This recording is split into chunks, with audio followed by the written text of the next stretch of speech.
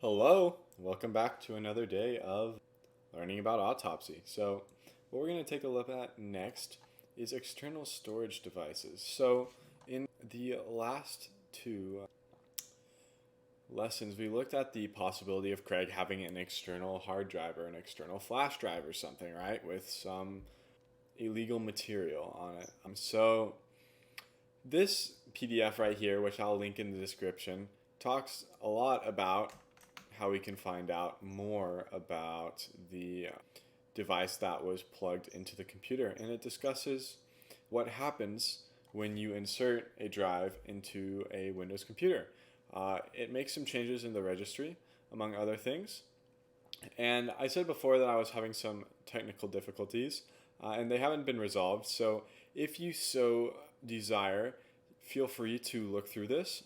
But basically, what you're going to end up with is a lot more data about the USB that was plugged in. We're going to end up finding out that the friendly name of the device, so we know it's a Kingston USB drive, the serial number of the device, very important, so you can kind of tell if you find a USB, is this the USB drive that Craig was using for those files, stuff like that. Important stuff right here. It's very well documented though, so if you're interested in it, go ahead and take a look. For today, I'm going to move on and talk about looking into Craig's emails. So let's boot up Autopsy really quickly here.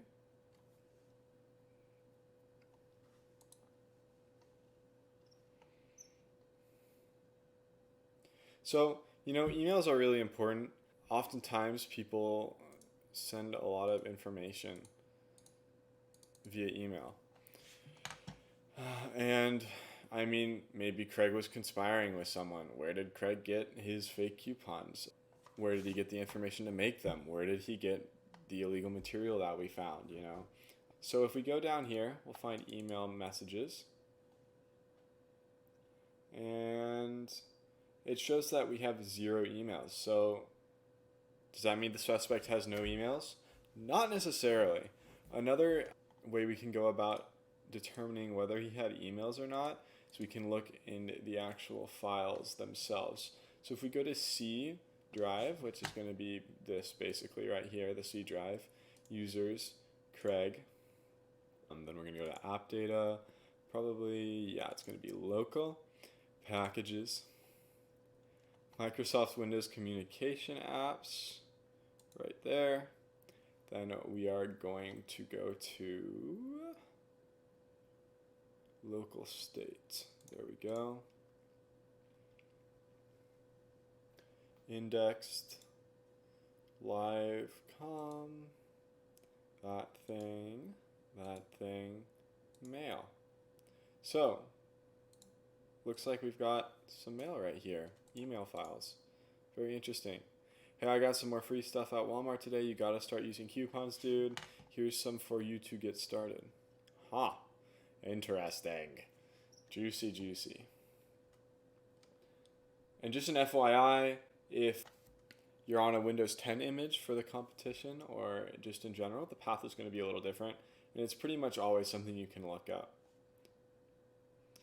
If I wanted to check if he had a Windows 10, and we can go to app data, local, comms, which is a folder that doesn't exist because he's Windows 8, but it would be comms, unistore, data, /1/a. Anyway, we're going to move on because this is not a Windows 10 image. So there are 6 subfolders. These represent mailbox folders, so it's going to be like inbox, sent, deleted, and so on. Each of these represents a different like sub mailbox or mailbox within the larger mailbox, which is Craig Tucker's mailbox. So if we take a look at, hold on, I'm going to pull up an example mailbox really quickly right here. So mostly emails from colleges and stuff, right? But if we expand this over here, got inbox, stars, snooze, sent, drafts, IMAP drafts, freshman messages, sent messages, different sub mailboxes, if you will. And so each of these would be represented by one separate of these folders right here. Hopefully that helped clarify. So if we take a look at the first one, it's the free stuff. To continue, that's pretty much useless for us. I got them from 4chan. Go to the random channel. Cool, thanks. Where did you get these? I got them from 4chan. So we started out by getting free coupons from 4chan, which is kind of like Reddit, if you know what Reddit is. Got some stuff at CVS from there. Check out my receipts. BTW, here's a coupon for a Nintendo 3DS or DS, Nintendo DS. Not terribly important yet again. Not terribly important yet again. Here's 2 guides on couponing and go to download Google Chrome. It's better than lame Internet Explorer. BTW, dude, I told you not to get Windows 8, but you just had to be a noob and get it. Lol, XD. It seems that this is an email thread. I heard you were on 4chan. You know, still continuing that thread of emails. Bunch of stuff you can kind of go and look through. Go to rs.4chan. This is a rapid share and search bar and type coupon. Just download a few raw zip files and you'll be set. So if we remember, he got some coupons from the internet, right? They had a zone ID of 3. Interesting. Maybe this email tells us a little bit about how that transpired. So from what we've learned or gathered from these emails, we can tell that some of these emails had attachments, right? So it's time we take a quick look around and see if we can find something that will tell us a little bit more about the attachments. Basically, we're going to go into this livecom folder right here under local state, open it, and open this, right? And ATT is going to be the attachments, right? So if I click that one open, monster green coupon.png. Looks like it's not here anymore. Let's look through a few more of these. Oh, here are some that are still here. $45 off one coupon or one copy of Halo 4. I don't know what the price of Halo 4 was, but that's almost free. Maybe $15 for a $60 video game.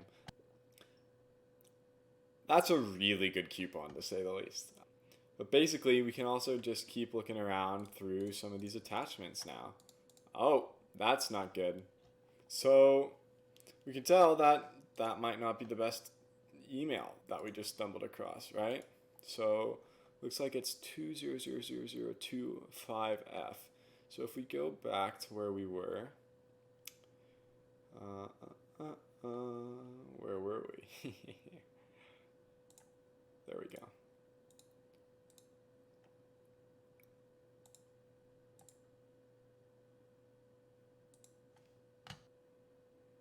Just want to point out right here, Craig made a grammar mistake. He said Y-O-U-R. Yeah, just wanted to point that out. I think that's funny, personally. Right here, this email right here, kind of interesting.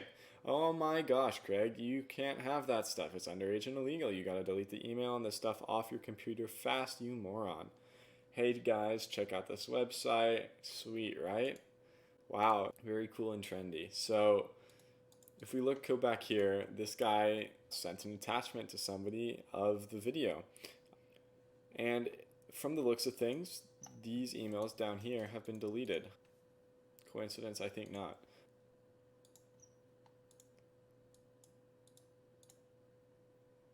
And right here we got, hey Craig, I got you some more pics to add to your Russian collection. Wow, remember we were looking at a Russian website that contains some illegal stuff. So we know that Craig is willingly participating in this sort of activity when he says, thanks bro, I hid them and deleted your message. So he might have deleted the guy's message, but he didn't delete the message he sent to the guy. Round of applause, first of all. And second of all, definitely something we should add a tag to. We can also extract it if we wanted to and present it as court evidence or something of the like if you so desire.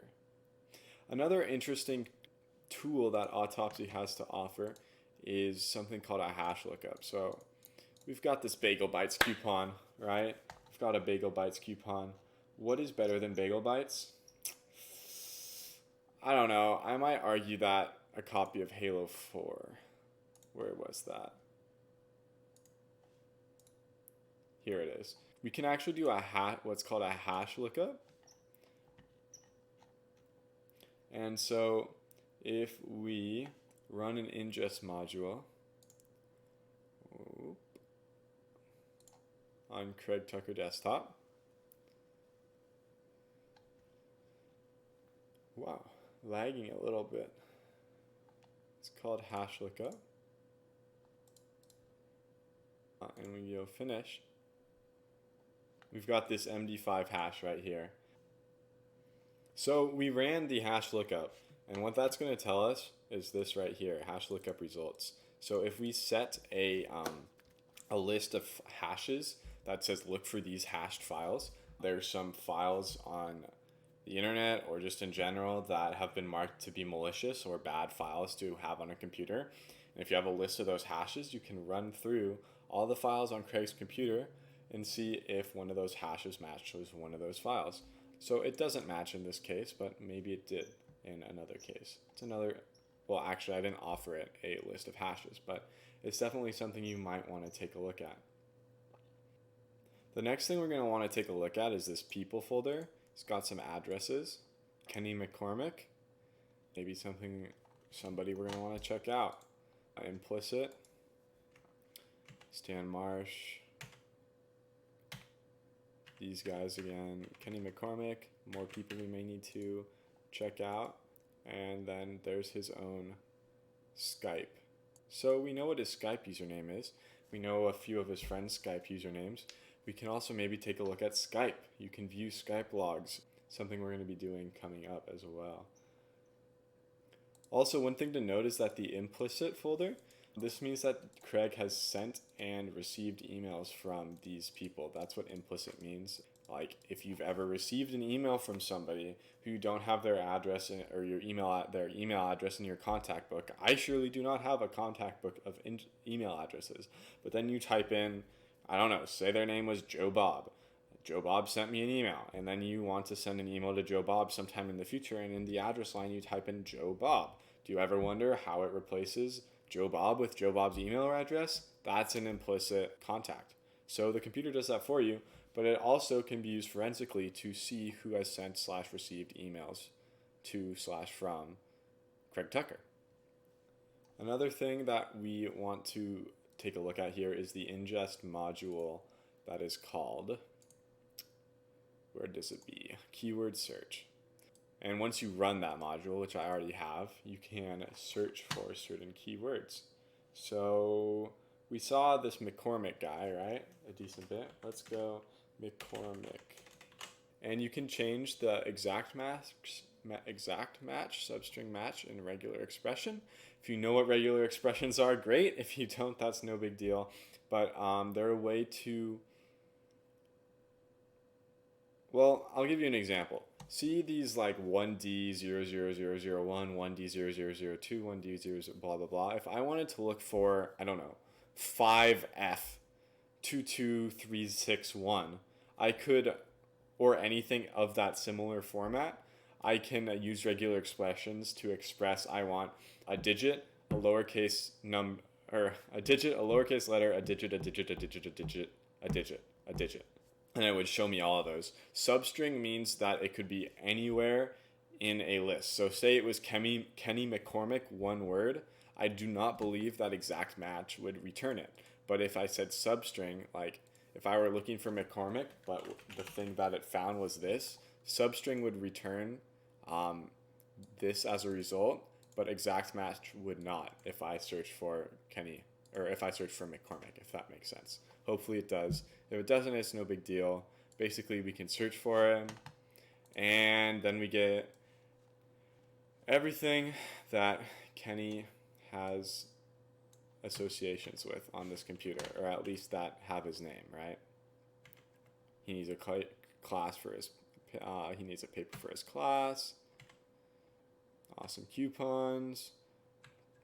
You know, and we can just go through all of this. So maybe we want to investigate Mr. McCormick too, like question him a little bit, and we can catch him lying maybe by gathering a story about him. And the keyword search is an easy way to do that. So another thing that we want to notice here is this main.db. It's a database, okay? And it's a database for Skype. You can see that it's kind of littered with Skype somewhere, in some places here, like Skype. Anyway, this is a Skype log. It has a lot of information about Kenny and Craig. And also the two, again, this is kind of confirming that they communicated with each other through Skype, which is something that we are going to be looking at in the near future. So I might suggest extracting this, saving it. You can also bookmark it because it's a valuable resource of information. And with that, we're going to end today's lesson and talk about internet history next. The economy of today's world is strongly rooted in the STEM fields. You should consider branching out and trying the California Cyber Innovation Challenge. I won't leave you alone until you do.